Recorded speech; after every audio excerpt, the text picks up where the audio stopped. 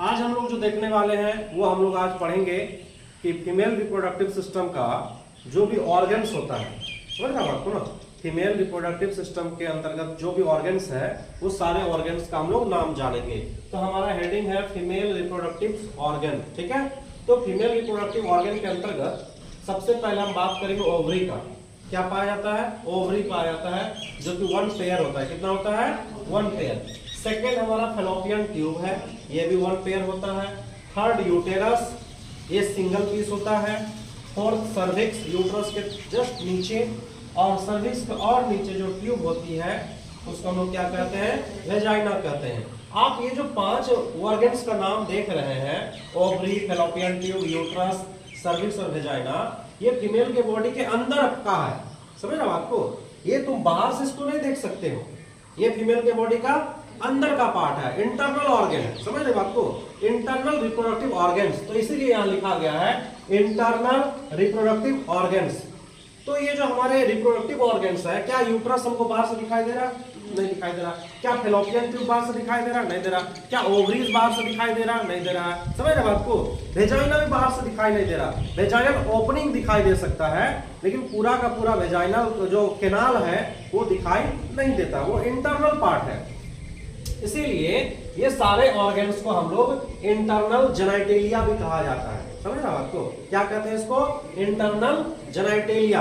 Genitalia words का मतलब होता है कि हमारे जो रिप्रोडक्टिव ऑर्गन्स है उस रिप्रोडक्टिव ऑर्गन को जेनिटेलिया के नाम से भी जानते हैं हम लोग, ठीक है। तो इंटरनल रिप्रोडक्टिव ऑर्गन है, इसलिए हम इसको क्या बोलते हैं? इंटरनल जेनिटेलिया बोलते हैं। कुछ और पार्ट्स होते हैं रिप्रोडक्टिव सिस्टम का जो फीमेल के बॉडी के बाहर से विजिबल होता है, बाहर से दिखाई देते हैं। समझ रहे बात को ना? तो रिप्रोडक्टिव ऑर्गन्स जो होते हैं जो बाहर में मौजूद होते हैं, उस बाहर वाले रिप्रोडक्टिव ऑर्गन्स को एक्सटर्नल जेनिटेलिया कहा जाता है। क्या कहते हैं? External genitalia.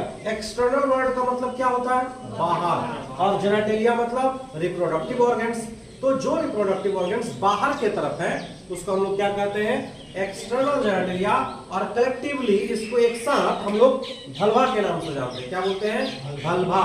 तो vulva is the external genitalia in the female body. समझ रहे आपको? तो फीमेल के बॉडी में जो बाहर के साइड में जो हमको दिखाई दे रहा है, जो विजिबल है, उसको एक्सटर्नल जेनिटेलिया, दैट मींस भल्वा कहा जाता है। और जो इंटरनल बॉडी के अंदर यानी बॉडी के अंदर का जो रिप्रोडक्टिव ऑर्गन्स है उसको हम लोग इंटरनल जेनिटेलिया कहते हैं। समझ रहे बात को? कोई दिक्कत? तो ये रहा हमारा रिप्रोडक्टिव ऑर्गन्स फीमेल का। समझ रहे बात को? अब फीमेल के रिप्रोडक्टिव ऑर्गन्स में एक चीज और इंक्लूड किया गया है, एक चीज और इंक्लूड किया गया। वो चीज क्या है? वो है मेमरी ग्लैंड। क्या है? Mammary gland. तो आप मेमरी ग्लैंड के बारे में भी सुने होंगे। किसके बारे में सुने होंगे? Mammary gland. आप बोलोगे सर मेमरी ग्लैंड क्या है? Mammary gland, mammary gland that means breast के अंदर होता है। किसके अंदर होता है? ब्रेस्ट। फीमेल का जो ब्रेस्ट है उसके अंदर एक ग्रंथि होती है जिसे हम लोग मेमरी ग्लैंड के नाम से जानते हैं। ये मेमरी ग्लैंड क्या करता है? फीमेल के बॉडी में ड्यूरिंग द क्या बोलते हैं उसको, प्रेगनेंसी के टाइम पे जो है ये मिल्क का फॉर्मेशन करता है, ये ग्लैंड। समझ रहे बात को? प्रेगनेंसी से पहले किसी फीमेल के बॉडी के अंदर मिल्क बनता है क्या? नहीं बनता है। प्रेगनेंसी के समय ही बनता है, क्योंकि मिल्क का क्या फंक्शन है? वो बच्चे को फीड कराती है। कोई भी फीमेल मिल्क को बच्चे को, अब बच्चा है ही नहीं उसका तो मिल्क बन के क्या होगा उसके बॉडी के अंदर? तो नेचर जो है, प्रकृति जो है, हम ऑटोमेटिक हमारे बॉडी में जब जिसका जरूरत पड़ता है उसका वो फॉर्मेशन करना स्टार्ट कर देता है। तो दूध का निर्माण जो फीमेल के बॉडी के अंदर हो रहा है वो प्रेगनेंसी से पहले नहीं हो सकता है। समझ रहे बात को? क्योंकि प्रेगनेंसी से पहले फीमेल के बॉडी को मिल्क की कोई आवश्यकता नहीं है, क्योंकि उनका प्रश्न में कोई बच्चा है नहीं। तो जब वो प्रेगनेंसी अवस्था में चली जाती है तो अब क्योंकि कुछ महीनों के बाद उसका अपना एक पर्सनल बच्चा होने वाला है, बच्चा का जन्म होने वाला है, उस बच्चे को फीड कराने के लिए उसके बॉडी में मिल्क का फॉर्मेशन स्टार्ट होता है। और उसके बॉडी में जिस जगह पर मिल्क का फॉर्मेशन स्टार्ट होता है उसके बॉडी का जो ब्रेस्ट है, ब्रेस्ट के अंदर छोटा छोटा कुछ लोब्यूल्स होते हैं, छोटे छोटे, आपको बताएंगे इसी चैप्टर में है हमारा मेमोरी ग्लैंड्स, फीमेल का जो ब्रेस्ट है उसके बारे में हम लोग चर्चा करेंगे। तो फिलहाल फीमेल का जो मेमोरी ग्लैंड्स है वो भी रिप्रोडक्टिव ऑर्गन्स का एक पार्ट है, वो भी प्रजनन तंत्र का एक पार्ट है। समझ रहे बात को ना? तो उसके बारे में हम चर्चा करेंगे। फाइनली ये सारे चीजों पे हम चर्चा करेंगे। किसी को दिक्कत समझ में आ रहा है? ये अब बोलेगा कि बताइए यूट्रस कौन से सिस्टम का ऑर्गन है? रिप्रोडक्टिव सिस्टम का ऑर्गन है। वेजाइना कौन सा सिस्टम का ऑर्गन है? रिप्रोडक्टिव सिस्टम का ऑर्गन है। अब तुमसे पूछ देगा बताइए जी लंग्स, लंग्स समझते हैं ना? लंग्स कौन से सिस्टम का ऑर्गन है? कोई बता सकते हो? बताओ कौन सा सिस्टम? लंग्स आपके बॉडी का कौन सा सिस्टम का ऑर्गन है? बताओ। हमारे बॉडी में कितने सिस्टम होते हैं? सब गुल खत्म, टाइटाइफिस पढ़ोगे तब ना याद रहेगा, पढ़ते ही तो नहीं हो। सिस्टम नहीं पढ़ती। हमारे बॉडी में कितने सिस्टम है? डाइजेस्टिव सिस्टम है, सर्कुलेटरी सिस्टम है, एक्सक्रीटरी सिस्टम है, रेस्पिरेटरी सिस्टम है, स्केलेटल सिस्टम है, एंडोक्राइन सिस्टम है, बहुत तरह के सिस्टम है। लेकिन नहीं, तुम लोग को तो कुछ आता जाता है नहीं। एक तरफ से पढ़ो, एक तरफ से भूलो। तो आपका जो लंग्स है ना वो श्वसन तंत्र का एक अंग है।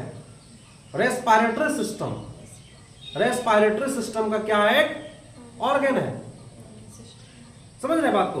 आपके पेट में आपका जो स्टोमक है, स्टोमक कौन सा सिस्टम का अंग है? डाइजेस्टिव सिस्टम का अंग है। तो हर अंग किसी ना किसी सिस्टम का वो भाग है, किसी न किसी। जैसे आप जितना भी ऑर्गन्स का नाम लिखा रहे हैं, ये सारे ऑर्गन्स कौन से सिस्टम का भाग है?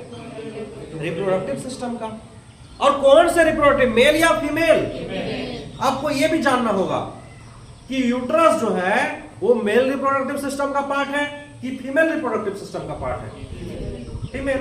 आपको यह भी जानना होगा कि ओवरी जो है वो मेल के बॉडी में पाया जाता है या फीमेल के बॉडी में पाया जाता है? सिंपल सा छोटा सा चीज है, और तुम लोग समझने का प्रयास नहीं करोगे तो क्या फायदा? बताओ।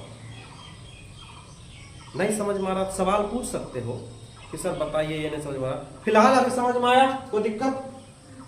तो रिप्रोडक्टिव सिस्टम को हम कितने भागों में बांट रहे हैं? 2 भागों में।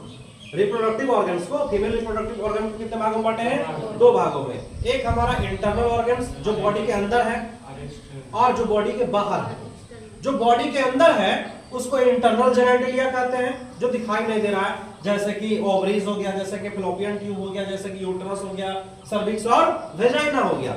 ये सारे पार्ट इंटरनल जेनेटिलिया है।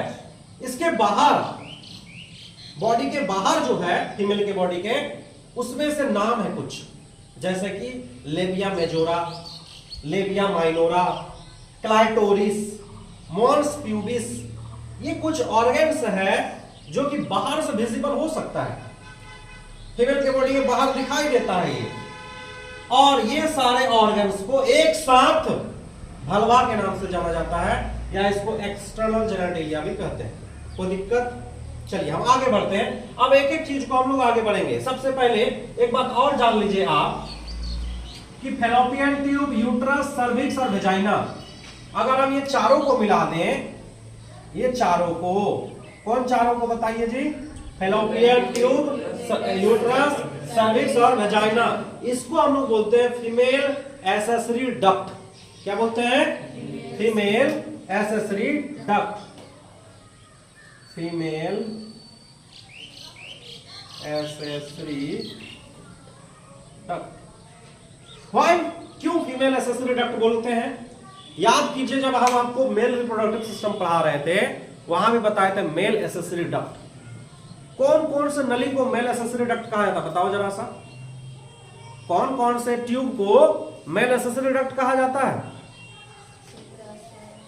शुक्राशय, शुक्राशय डक्ट है, शुक्राशय सेमिनल वेसिकल डक्ट है, ग्लैंड है वो। क्या है?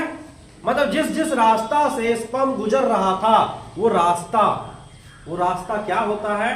एसेसरी डक्ट होते हैं। जैसे कि आपको बताए होंगे एपिडाइमिस, वास डिफरेंस, वास इफ्रेंसिया, है ना?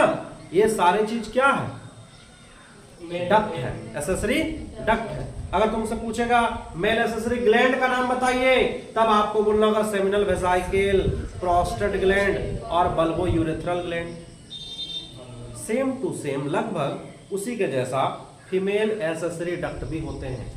फीमेल एसेसरी डक्ट मतलब जहां जहां से स्पर्म गुजर रहा है, तो सबसे पहले स्पर्म कहां से एंट्री होगा? वेजाइना से, सर्विक्स में जाएगा, यूट्रस में जाएगा और फाइनली कहां जाएगा? फैलोपियन ट्यूब में जाएगा। तो ये रास्ता है उसका, जिस रास्ता से स्पर्म क्या कर रहा है? मूव कर रहा है। इसीलिए ये सारे रास्ते को हम क्या कहते हैं? फीमेल एसेसरी डक्ट के नाम से जानते हैं। समझ गया बात को?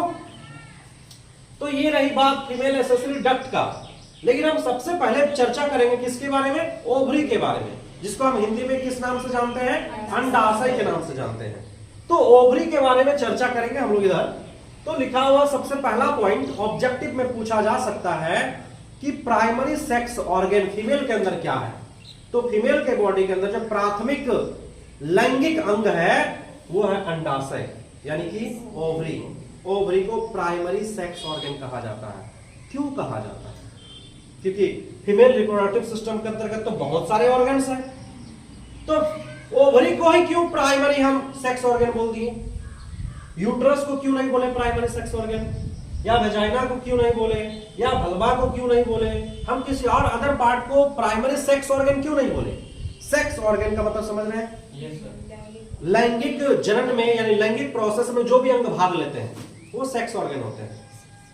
चाहे वो आपका ब्रेस्ट हो, चाहे आपके बॉडी का कोई भी ऐसा अंग जो लैंगिक क्रिया में भाग ले रही है, लैंगिक प्रोसेस में जो भाग ले रहे हैं, सेक्सुअल एक्टिविटी और बच्चे के फॉर्मेशन में जो भाग ले रहे हैं, वो सारे अंग जो है वो सेक्सुअल ऑर्गन्स हैं। तो प्राथमिक सेक्सुअल ऑर्गन यानी कि प्राइमरी सेक्स ऑर्गन ओवरीज को कहा जाता है। क्यों कहा जाता है? क्योंकि ओवरीज जो है आपके बॉडी के अंदर गैमेट बना रहा है, युग्मक बना रहा है। आपके बॉडी के अंदर या लड़का के बॉडी के अंदर जो भी ऑर्गन्स युग्मक बनाएगा, जो भी ऑर्गन गैमेट बनाएगा, वही होगा प्राइमरी सेक्स ऑर्गन। तो लड़का के बॉडी के अंदर युग्मक यानी स्पर्म कौन बनाता है? तो टेस्टिस हो जाएगा प्राइमरी सेक्स ऑर्गन। फीमेल के बॉडी के अंदर ओवम कौन बनाता है? तो ओवरी हो जाएगा प्राइमरी सेक्स ऑर्गन। ओवरी को छोड़कर जितने भी ऑर्गन्स है ये सभी के सभी सेकेंडरी सेक्स ऑर्गन कहलाएगा। क्या कहलाएगा? यस, यानी कि सेक्स ऑर्गन को भी हम कितने भागों में बांट सकते हैं? दो भागों में, primary sex organ, secondary sex organ. Primary sex organ का मतलब ये हुआ जो गैमेट बनाए, और गैमेट के अलावा जो ऑर्गन जो भी वर्क में इन्वॉल्व है, कोई गैमेट को ट्रांसपोर्ट कर रहा है, कोई और अदर वर्क कर रहा है, ये सारे ऑर्गन सेकेंडरी सेक्स ऑर्गन कहलाते हैं। तो अगर आपसे पूछा जाए कि बताइए फीमेल के बॉडी के अंदर सेकेंडरी सेक्स ऑर्गन का दो एग्जांपल बताइए, तो आप ओवरी को छोड़कर कोई भी एग्जांपल दे सकते हैं जो सेकेंडरी सेक्स ऑर्गन है। तो ओवरी के बारे में सबसे पहला पॉइंट क्या हो गया? ओवरी क्या है? Primary sex organ. दूसरा पॉइंट, ओवरी का अगर हम लेंथ का बात करें तो ये 2 से 4 सेंटीमीटर के लेंथ में होता है, और फंक्शन तो पूछा ही जाता है 12th में।